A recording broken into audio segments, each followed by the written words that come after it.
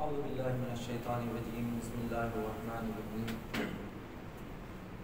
الحمدللہ رب العالمین والصلاة والسلام علی اشرف الانبیاء والمرسلین سیدنا و نبینا ابی القاسم محمد اللهم صل على محمد وآل محمد وعلى اہل بیتہ الطیبین الطاہرین المعصومین المطہرین المنتجبین ولعنۃ الدائمۃ علی اعدائہم وغاصب حقوقہم ومنکر فضائلہم اجمعین.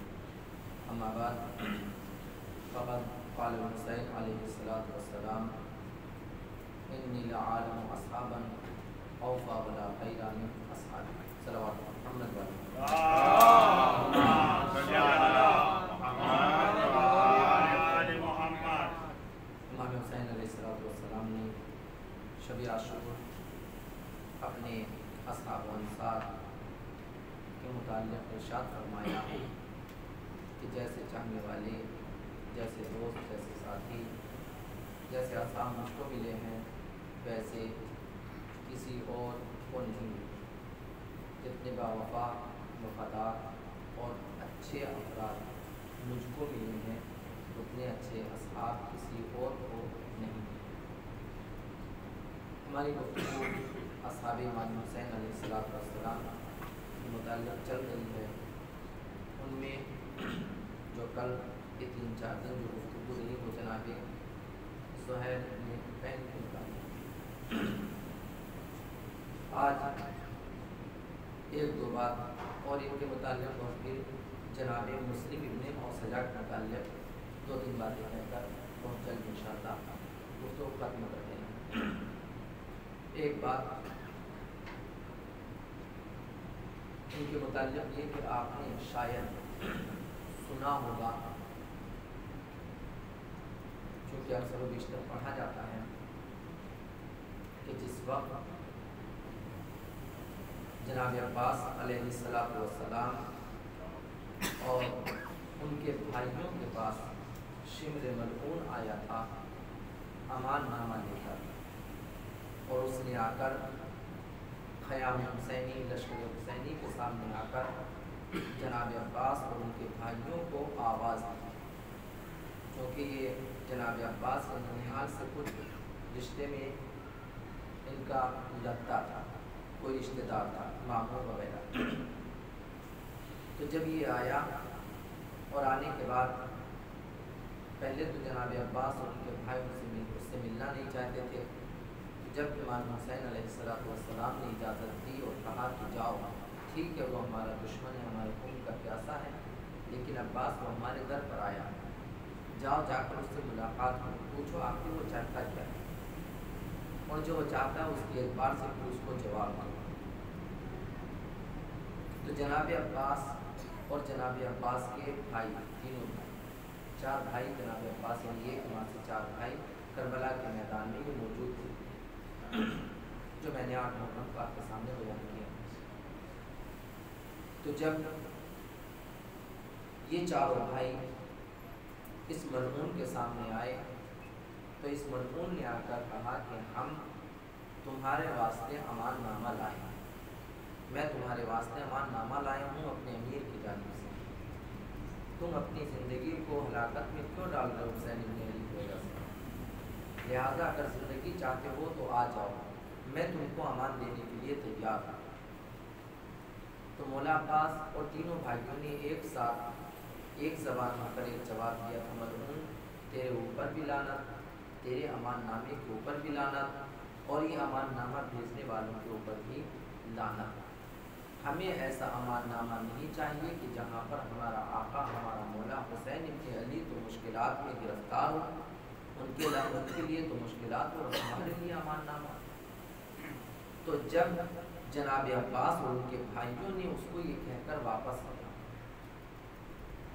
شب آئی تو جناب زہیر بن حقین مولا عباس کے پاس آئے اور آنے کے بعد کہا، عباس میں تم سے تھوڑی دیر تنہائی میں گفتگو کرنا چاہتا ہوں. کیونکہ جناب زہیر بن حقین نے وہ پوری کی پوری باتیں سنی تھی کہ شمر کیسے آیا تھا اور کیا کیا کر گیا. تو آئے اور آنے کے بعد کہا کہ میں تم سے تھوڑی دیر عباس گفتگو کرنا چاہتا ہوں، تنہائی میں گفتگو کرنا چاہتا ہوں۔ جناب عباس نے کہا نہیں، تھوڑا میدان میں چلو، یہاں سے اب تو میدان میں چلو۔ تو جناب مسلم بن اسجع ان کو میدان میں لے کر آئے، اور آنے کے بعد جناب عباس سے پہلا جملہ کہا، عباس کیا تم یہ جانتے ہو کہ تمہاری خلقت کا ہدف، تمہاری پیدائش کا مقصد، تمہاری ولادت کا ہدف کیا ہے؟ کیوں تم کو علی ابن ابی طالب نے مانگا تھا؟ کیا آرزو تھی ان کی؟ کیا تم جانتے ہو؟ اس کے بعد خود جناب زہیر ابن خین کہتے ہیں کہ عباس میں نے سنا ہے کہ جب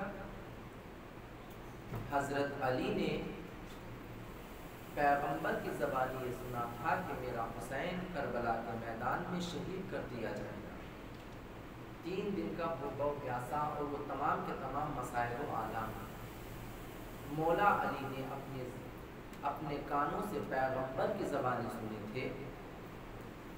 جب جناب زہرا سلام اللہ علیہا کی شہادت ہو گئی ہے، وفات ہو گئی ہے، اس کے بعد مولا علی کے دل میں ایک تمنا، ایک آرزو تھی کہ میرے یہاں کوئی ایسا، چونکہ امام حسن امام حسین رسول کے بیٹے ہیں، ان کی جانب نسبت دی گئی ہے میرے، لیکن رسول کے ہیں، لہٰذا میرا کوئی ایک ایسا بیٹا ہو کہ جو کربلا کے میدان میں حسین ابن علی کے کام آئے۔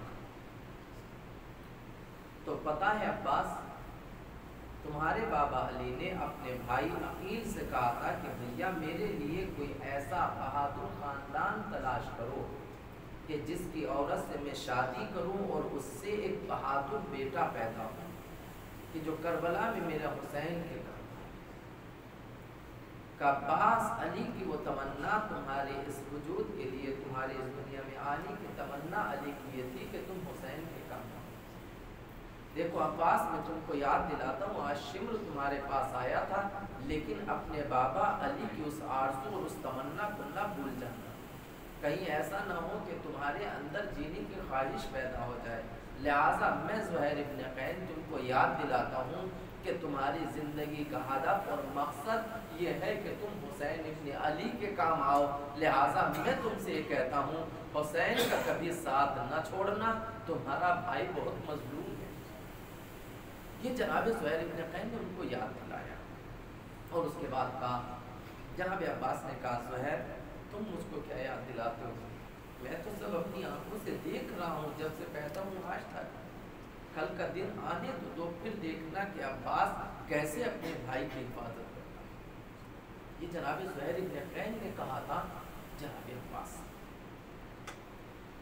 دوسری بات جو میں جناب مسلم بن اسجع سے بھی ملانا چاہتا ہوں وہ یہ کہ جب حر نے امام حسین علیہ السلام کا راستہ روکا اور پھر اس کے بعد مصالحت میں کچھ آگے بڑھے، تو درمیان راہ میں، راستے میں ابن زیاد کا خط آیا، پیغام آیا، حکم آیا کہ حر اس وقت حسین ابن علی جہاں پر ہے، تم حسین ابن علی کو ایسی جگہ پر روکو کہ جہاں پر نہ پانی ہو نہ کوئی سایہ ہو، دور دور تک یہ چیزیں نہ ملیں، لہٰذا جہاں پر تمہیں میرا یہ پیغام ملے وہیں پر فوراً کوشش کرنا کہ کسی ایسی جگہ حسین ابن علی کے قافلے کو روکنا کہ جہاں پر پانی نہ ہو اور سایہ نہ ہو۔ تو جیسے ہی حر کو یہ پیغام ملا، حر نے فوراً امام حسین کے سامنے آ کر ابن زیاد کا وہ پیغام، وہ حکم رکھا کہ دیکھو مجھ کو یہ حکم ملا ہے۔ تو وہیں پر ایک بستی تھی، امام حسین علیہ السلام نے حر سے کہا کہ دیکھو میں یہ چاہتا ہوں کہ ہم یہاں پر رک جائیں، لیکن حر نے کہا نہیں، میں آپ کو یہاں پر رکنے نہیں دوں گا، اس لیے کہ جو قاصد آیا ہے ابن زیاد کا وہ جاسوس بھی ہے اور میری جاسوسی کر رہا ہے، لہٰذا میں آپ کو اس کی اجازت نہیں دے سکتا۔ صلوات محمد والے محمد۔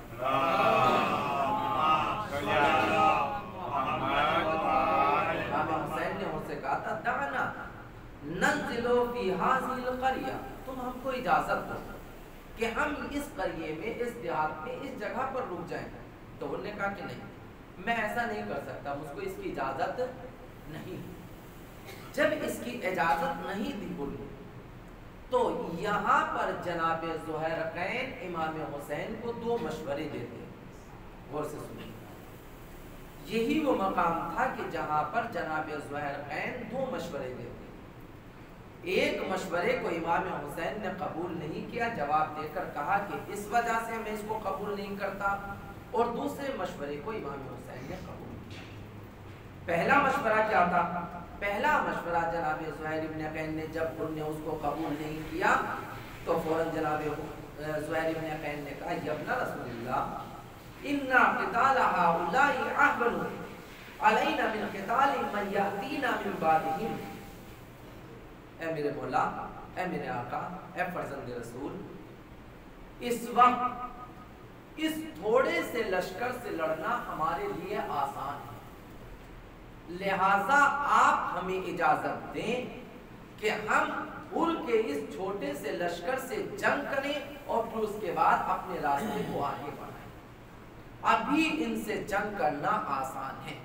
फला अमरी, लेकिन मेरी जान की कसम, मैं अपनी जान की कसम खाकर कहता हूँ, लयातीना मा ला क़िबला लना बिह, लेकिन अगर अभी हमने इनसे जंग न की तो फिर उसके बाद एक ऐसा लश्कर आएगा कि जिसका मुकाबला करना हम लोगों के लिए आसान ना होगा। इसलिए कि हम थोड़े हैं, हमारे साथ मर्द, हमारे साथ औरतें हैं, हमारे साथ बच्चे हैं। अगर अब हमने इनसे जंग ना की, अब हमने इनको न रोका, तो फिर बाद में हमारे लिए मुश्किल हो जाएगी। ये वो पहला मशवरा था कि जहाँ पर जनाबे ज़ुहैर ने इमाम हुसैन को हुर के लश्कर से लड़ने का मशवरा दिया, लेकिन इमाम हुसैन ने इस मशवरे को ये कहकर रद्द कर दिया कि ज़ुहैर, खुदा तुमको जज़ाए खैर अता फरमाए, तुम हमारे भले के लिए सोच रहे हो, लेकिन मैं हुसैन इब्न अली मा कुन्तु लअब्दाउहुम बिक़िताल, लेकिन ज़ुहैर मैं तुमको बताना चाहता हूँ कि हुसैन इब्न अली जंग की इब्तिदा नहीं करना चाहता। हुसैन इब्न अली खुद से जंग शुरू नहीं करना चाहता, वो जंग शुरू कर दे तो कर दे। हुसैन इब्न अली का मकसद जंग करना नहीं है, बल्कि उम्मत को समझाना है। लिहाजा ज़ुहैर, मैं तुम्हारे इस मशवरे को कबूल नहीं कर सकता कि दुनिया बाद में ये कहे कि जंग हुसैन ने शुरू की थी, लिहाजा उसमें यजीद का क्या दोष है। लिहाजा हुसैन इब्न अली कभी भी जंग को शुरू नहीं कर सकता। तो यहीं पर जनाब ज़ुहैरक़ैन ने दूसरा मशवरा दिया, तो मौला यहीं से करीब एक आबादी, यहीं से करीब एक ज़मीन है, अगर हो तो वहाँ पर चलकर आप क़याम करें, वहाँ पर उतर जाए। कहा क्यों? वहाँ पर इस ज़मीन के लिए जो करबला में जो आकर रुके, वैसे तो मुअय्यन था कि वहाँ पर आना है, लेकिन जो मशवरा दिया उससे पहले वो जनाब ज़ुहैर इब्न कैन ने दिया कि मौला यहीं से करीब एक जगह है। इमाम हुसैन ने उससे नाम पूछा, तो जनाब ज़ुहैरक़ैन ने उसका कोई नाम बताया तो वहाँ पर इमाम हुसैन ने इन्ना लिल्लाह पढ़ा, और फिर उसके बाद जनाब ज़ुहैरक़ैन ने उसकी वजह बताई कि मैं क्यों चाहता हूँ कि हम यहाँ पर ठहर जाएं। जनाब ज़ुहैरक़ैन फरमाते, मौला सरबना फी हाज़िल क़रियती हत्ता तंज़िलुहा फ़इन्नहा हसीनतुन व हिया अला शातिल फ़रात। मौला यहीं से करीब एक जगह है, एक मकाम है, मैं आपको ये मशवरा देता हूँ, अगर हो सके तो आप इस समत चलिए, वहाँ पर जाकर हम अपना क़याम करेंगे, वहाँ पर जाकर हम रुकेंगे। कहा क्यों? कहा मौला वहाँ पर दो चीज़ें हैं, एक नहरे फरात करीब है, हमको पानी मिल सकता है, और दूसरे ये कि वहाँ पर बचाव का इंतज़ाम बेहतर है, हम अपनी हिफाजत कर सकते हैं। लिहाजा मौला मेरा ये मशवरा है कि आप इधर चलें ताकि वहां पर जाकर हम क़याम कर सकें। फिर उसके बाद ये बात हुर से कही, हुर ने उसको कबूल किया, और आकर जो आज करबला की सरजमीन है जहां पर इमाम हुसैन का काफिला आकर रुका था, इसका मशवरा भी जनाबे ज़ुहैर इब्न कैन ने दिया। सलावत पर मोहम्मद वाले मोहम्मद।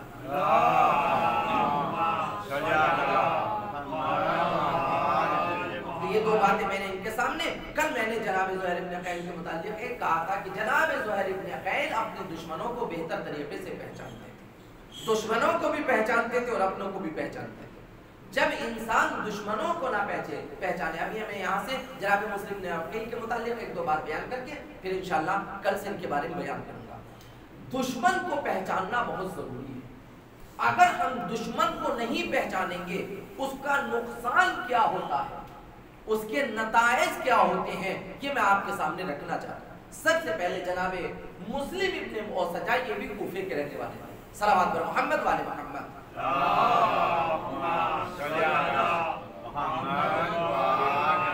شجاع تھے, بہادر تھے, عبادت گزار تھے. عبادت گزاروں میں جناب مسلم ابن اوسجا کا نام تھا. اور پھر خود انہوں نے امام حسین علیہ السلام کو کوفہ آنے کی دعوت بھی دی تھی, خط لکھا تھا. اور جب انہوں نے خط لکھا ہے اس کے بعد جناب مسلم ابن اوسجا وہ فرد ہیں کہ جب جناب مسلم آ گئے ہیں تو جناب مسلم کی جانب سے کوفے والوں سے بیعت لے رہے تھے. غور سے سنیں گے, کوفے والوں سے بیعت جناب سعید آمادہ کر رہے تھے. جناب سعید لوگوں کے درمیان حوصلہ بڑھا رہے تھے. جناب سعید لوگوں کو آمادہ کر رہے تھے کہ آؤ مسلم کی مدد کرو, حسین ابن علی کی مدد کرو. اور جناب مسلم ابن اوسجا جناب مسلم ابن عقیل کے لیے بیعت لے رہے تھے لوگوں سے.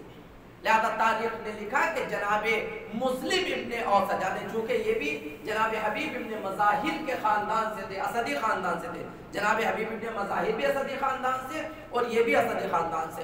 انہوں نے دو قبیلوں سے بیعت لی کہ تم مسلم کا ساتھ دو گے. دونوں قبیلے جو تھے, ایک مزحج ہے, وہاں پر بہت بڑا قبیلہ تھا, اور خود ایک اسد, خود ان کا قبیلہ. یہ اس کے سربراہ نہیں تھے لیکن اس سے انہوں نے بیعت لی دونوں قبیلوں سے. اور اس بات پر لی کہ جب مسلم اور حسین ابن علی یزید کے خلاف جنگ کریں گے تو تم مسلم کا ساتھ دو گے, حسین ابن علی کا ساتھ دو گے, یزید کا ساتھ نہیں دو گے. تو یہ جو جب عبید اللہ ابن زیاد کوفے میں آیا ہے اور آنے کے بعد جب اس نے حالات کو اپنے ہاتھوں میں لیا ہے تو جو کوفے کے جہاں پر یہ ابن زیاد رکھا ہوا تھا وہاں کا جو حصار کیا ہے یہ انہی دو قبیلوں کے بہادروں نے کیا تھا. بہت دوسرے قبیلے کے بہت کم افراد تھے جو مسلم ابن عقیل کے ساتھ جنہوں نے حصار کیا تھا, جنہوں نے اس کو گھیرا تھا اور ابن زیاد چند افراد کے ساتھ اندر بند ہو گیا تھا, وہ انہی دو قبیلوں کے افراد تھے. اب میرا عزیزوں میں کہنا چاہتا ہوں, جب تک انسان اپنے دشمن کو نہیں پہچانے گا, جب تک انسان اپنے آپ کو نہیں جانے گا, اس کا نتیجہ کیا ہوتا میں آپ کے سامنے رکھنا چاہتا ہوں. ابن زیاد کے ساتھ دربار میں چند افراد تھے, پوری کوفے کی تاریخ ہے, اس کو بیان کرنے کے لیے وقت چاہیے. چند افراد تھے کہ جن کے ساتھ ابن زیاد دربار میں بند ہے. اس نے اپنی چالاکیوں سے, اپنی مکاریوں سے یہ جو اتنا بڑا مجمع, اتنے لشکری مسلم ابن عقیل کے ساتھ حصار کیے ہوئے تھے, اس کی چند باتوں نے ان سب کو توڑ ڈالا. وہ حصار چند دنوں کے اندر ٹوٹ گیا. کیوں؟ اس لیے کہ دشمن چالاک تھا اور یہ جو حصار کیے ہوئے تھے یہ دشمن کو نہیں جانتے. اس کا نتیجہ پھر کیا ہوا جب وہ حصار ٹوٹا؟ جناب مسلم کی شہادت ہے, جناب ہانی کی شہادت ہے اور دوسرے چاہنے والوں کی شہادت ہے. تو میرے عزیزوں, میرے دوستوں, پہلے جب تک ہم دشمن کو نہیں پہچانیں گے, اپنے کو نہیں جانیں گے, تو اس کا نتیجہ وہ ہوتا ہے کہ جو کوفے میں جناب مسلم, جناب ہانی اور بہت سے چاہنے والوں کے درمیان. پہلا مرحلہ.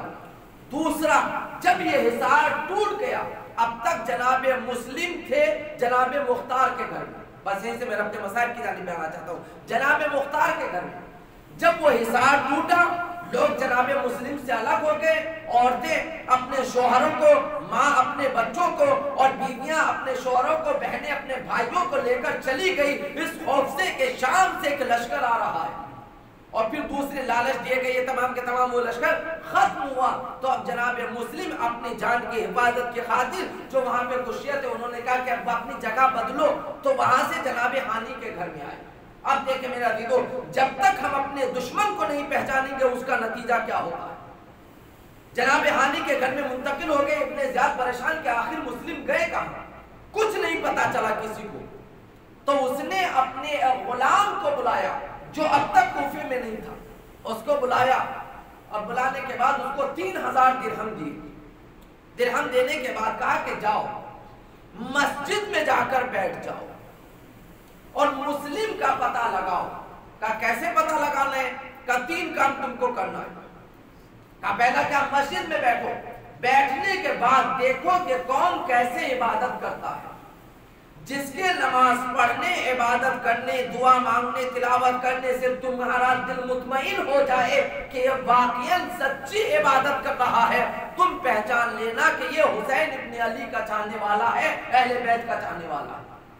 جب تمہارا دل اس سے مطمئن ہو جائے تب تم اس کے قریب جانا۔ کہا پھر کیا کرنا ہے؟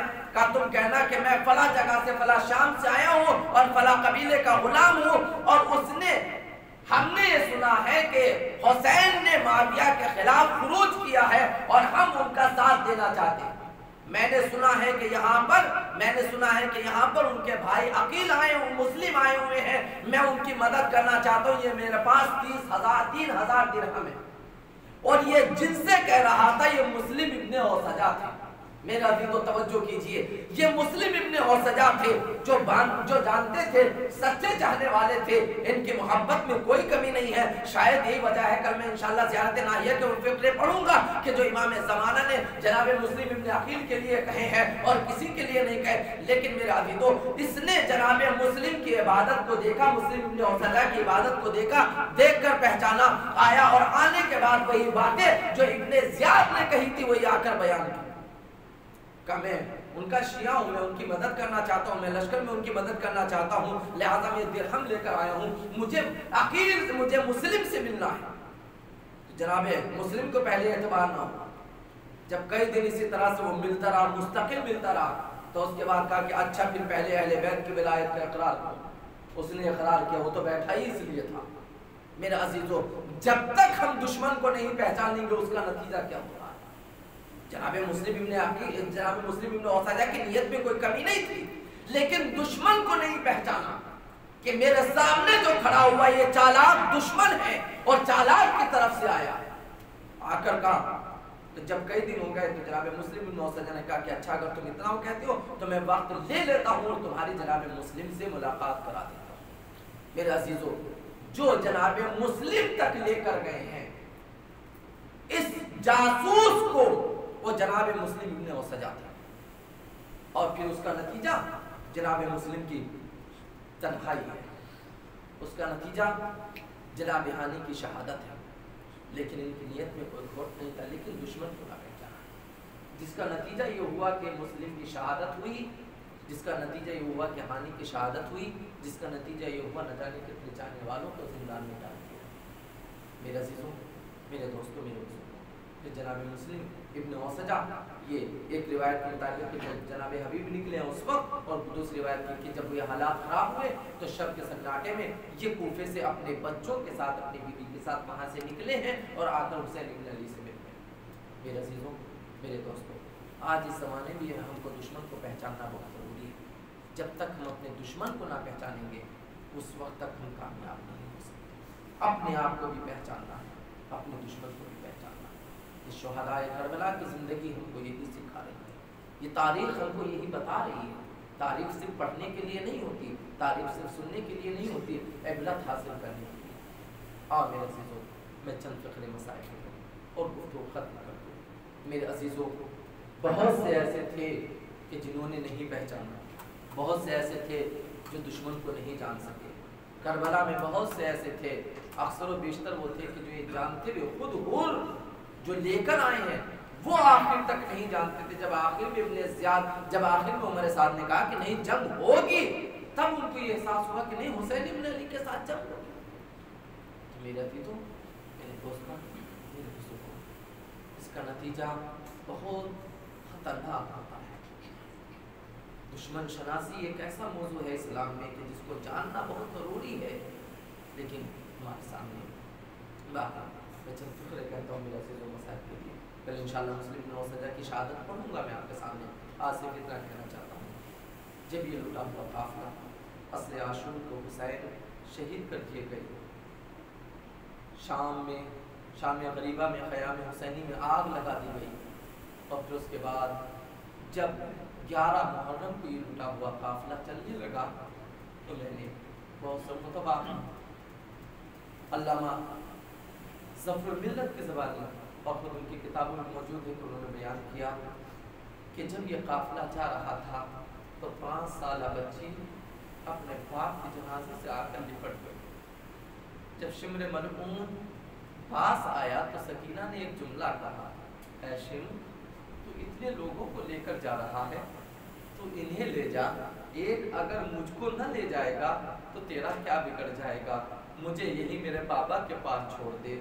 تو شمر ملعون نے پوچھا تو یہاں کیوں رہنا چاہتی ہے، یہاں کیا ہے؟ تو جناب سکینہ نے معصومانہ انداز میں ایک جملہ کہا، شمر میں یہاں رہنا چاہتی ہوں، میں یہاں کے راستوں پر جا کر بیٹھ جاؤں گی اور پھر اپنے آنے والے قافلے والوں سے کہوں گی، اے قافلے والوں میرا بابا شہید کر دیا گیا، اے قافلے والوں میرا چچا شہید کر دیا گیا، اے قافلے والوں میرا پورا گھرانے کو قتل کر دیا گیا، آؤ میرے گھرانے والوں کو میرے بابا کو غسل و کفن دے کر اسے دفن کرا دو۔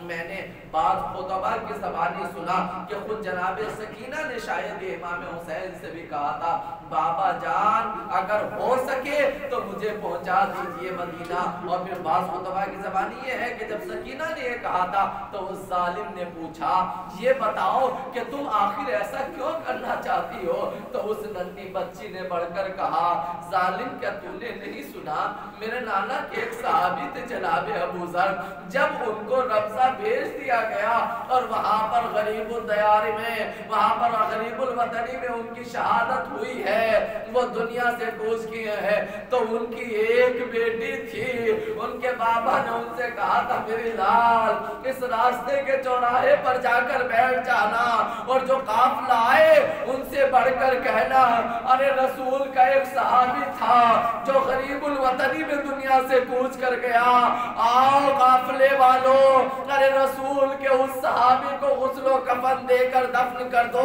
تاریخ نے بتایا کہ جب جناب ابو ذر کی شہادت کے بعد ان کی بیٹی جا کر بیٹھی ہے اور قافلے والے کو، تو وہ قافلہ کس کا تھا؟ وہ جناب مالک اشتر کا قافلہ تھا۔ جب جناب مالک اشتر قریب آئے ہیں اور انہوں نے جناب ابو ذر کی بیٹی کو دیکھا، بچی ابھی چھوٹی تھی، اور ایک مرتبہ پوچھا بیٹی کیا ہو گیا ہے، کون ہو تم؟ کہا ارے میرے بابا رسول کا صحابی یہاں پر غریب الوطنی میں دنیا سے چلا گیا، آؤ اس کو ذرا غسل و کفن دے کر دفن کر دو۔ آزادار ہو لو، وہ بچی جناب مالک اشتر ان کے صحابیوں کو اپنے بابا کے پاس لے کر آئے۔ مالک اشتر نے کیا دیکھا کہ صحابی پیغمبر جناب ابو ذر ہے کہ جو دنیا سے گزر چکے، عزیز و ایک کفن لیے ہوئے تھے۔ مالک اشتر نے کہا کہ میں اسی لیے رکھے ہوئے تھا کہ مجھ سے کہا گیا تھا ابو ذر غریب الوطنی میں دنیا سے جائے گا۔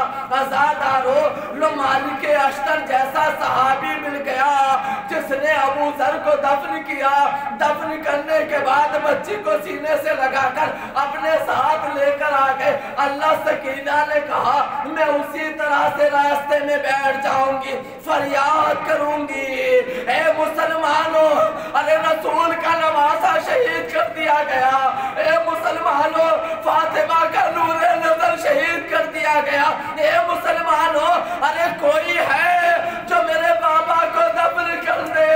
اللہ اللہ، ارے میں جناب ابو ذر کی بیٹی سے کہوں گی، خوشحال کہوں گا، خوشحال حسین ارے تمہیں مالک اشتر جیسا قافلہ سالار مل گیا، ارے تم کو سینے سے بھی لگا لیا، لیکن ہائے جیسے ہی سکینہ نے یہ تاریخ دہرائی، ارے ظالم نے ایک مرتبہ